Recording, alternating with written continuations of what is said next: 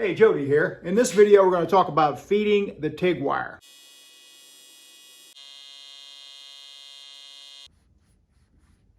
I was lucky enough years ago to have a part-time job after my day job welding aluminum parts on a positioner.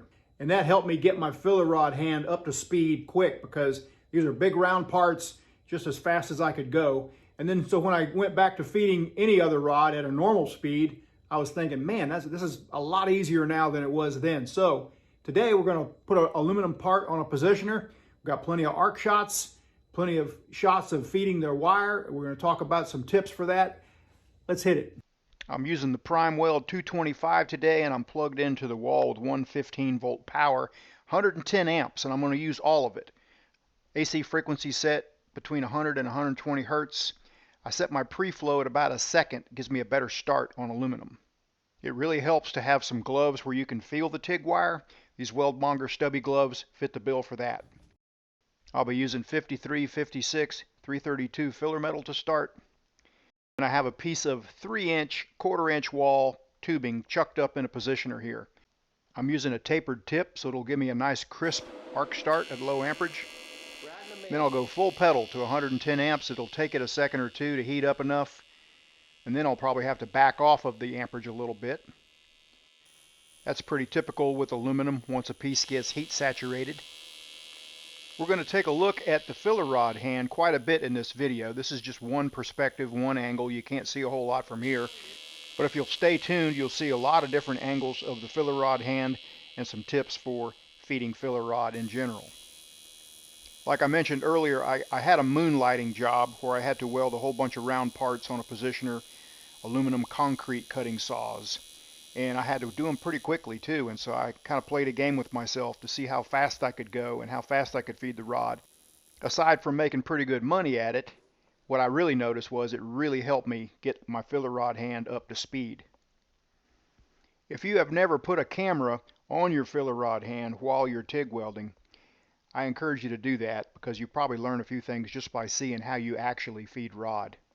I would tell people often that this is how I feed TIG rod, that I push it with these two fingers. But then when I put a camera on my hand, that is not what I'm doing. So, you know, when the hood drops. All right, on this second bead, we're going to look at the filler rod hand from a little bit different perspective. I find it kind of interesting that I would tell somebody one way I feed rod, and then when I put the camera on, I'm doing it kind of different. It's true that when that helmet drops, you're in a little bit of a different world. And I think that actually that's what a lot of us welders like, is that we can zone out. When you're intensely focused on the puddle, you're not thinking about any problems or anything like that. You're just completely focused, but I think also you're not really aware of exactly what your hands are doing. Which is why, again, I think it's a good idea to film yourself and see what you are doing.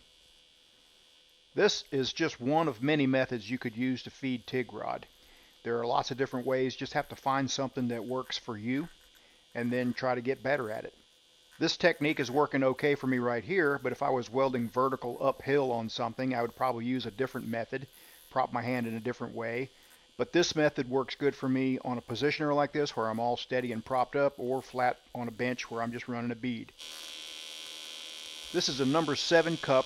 I'm using 2% lanthanated 332 diameter electrode, and you can see it's maintaining a taper pretty well. It's rounded on the tip a little bit, but it's not completely balled up.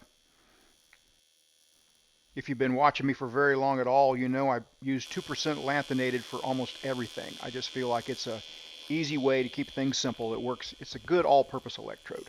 Not necessarily the best for every single situation. It's just a good all-purpose electrode if you're constantly switching back between DC and AC. And I do. I switch back and forth because I make videos. I know there are people out there who just can't seem to learn to feed rod due to nerve damage, injury, arthritis, etc. And if that's you, this next little clip is just for you. What I would do is sometimes choosing a rod one size bigger can help, and gripping it back about 11 inches or so can help. You're not going to feed rod, so you need the rod a little stiffer. You don't want it dangling around there. And you just don't feed, you just gradually move your hand in. You can only weld, let's say, 9 or 10 inches at a time before stopping and re-gripping, but that's okay. I remember working with another pipe welder on a job one time, and he had a prosthetic hook on his feeder hand, and he just figured out how to work around that. So there's always a way to do it. I think it's best to learn to feed the rod if you can. When you do step up to a bigger rod, like right now this is a 1/8 instead of a 332, you just have to be careful how much you add. You're going to just dab a little bit of wire. And this bead didn't come out quite as good as the other, but it's not far off. Okay. Let's take a quick look and see how that tip of the tungsten's holding up. Not too bad, still got a taper on it with a little rounded tip. I know most folks don't have a turntable like I do, but you can do the same similar drill just on a flat piece of metal, running bead after bead, patting aluminum beads. You can still get your filler hand up to speed by doing that. A turntable just makes it a little bit easier for me to film, but just get a flat piece of metal about 1/8 of an inch thick. You can start off making short runs in one direction, and once you're a little bit more comfortable, make a longer run. And the trick here is to do this very intentionally. Think about what you're doing. Look at each bead and inspect each bead. Did you do it evenly? Did you add the right amount of filler wire? What are you doing with your hand? Think about that. How could you do it better? Try speeding up, try slowing down, things like that. The reason you do this on aluminum is because you feed so much more wire with aluminum that it makes you feed more wire, and it makes you get better at feeding wire. Another benefit to using aluminum is you don't have to wire brush between passes or anything like that. So you concentrate your seat time and your welding time with very little prep, very little cleaning. You just really need to have two pieces so that you can alternate and let one of them cool while you're welding on the other one for best results. Well, sometimes it helps to get a lighter glove on your filler rod hand. This is just a regular cotton jersey glove. For some people that helps in feeding the wire to get a lighter glove. I don't really have any trouble feeding with one of these stubby gloves. I can feel the wire pretty good, but there are instances where this one might be better for your filler rod hand. Now I've flipped the piece over sideways. I'm going to stack a few beads over that way. 110 amps is still enough because there's so much heat put into the piece now. I'm back to using 332 filler metal now, back to feeding it. And I set the positioner up a little bit faster than what I would like, so it's making me have to feed a little bit more than once a second, more like 2 dabs a second right here. That's causing me to work a little harder with my filler wire hand, but that's part of the drill. You want to push the envelope a little bit. I'm not going to do anything with this piece. When I'm done with it, it's going to be scrap. I don't really care what it looks like. What I want to do is push the envelope and get a little bit better at feeding filler wire. That's the whole idea behind using a positioner to train your filler wire hand. And you can see again from this perspective that I'm using my thumb more than anything to push wire through my 2 fingers.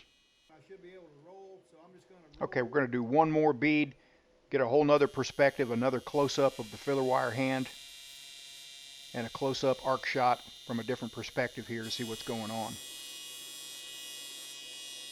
I bought my first turntable back in the mid-90s when I got an order for a couple hundred small round parts about 2 inches in diameter.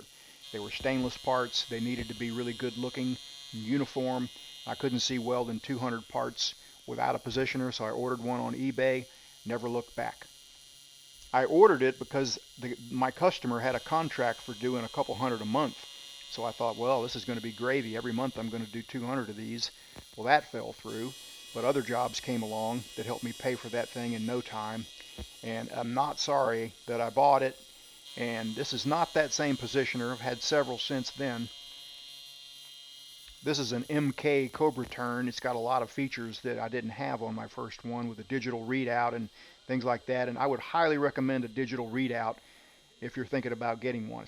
This one's got a digital readout. None of the rest of the ones that I've had digital readout, but I figured out how to dial them in anyway.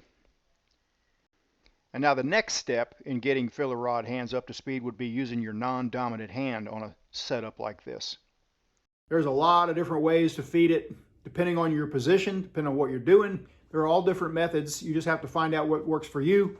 I hope this video helps give you some ideas. This video is brought to you by my online store at weldmonger.com. That is how I support these videos. Let me give you a quick rundown on all the stuff used in this video. If you're interested in any of it, You can learn more at weldmonger.com. The link will be in the description. I used a clear number 7 cup out of this Lucky 7 combo kit that has both ceramic and clear, and a furic adapter. I know I've said this many times before, but I started off using clear cups strictly for filming the arc.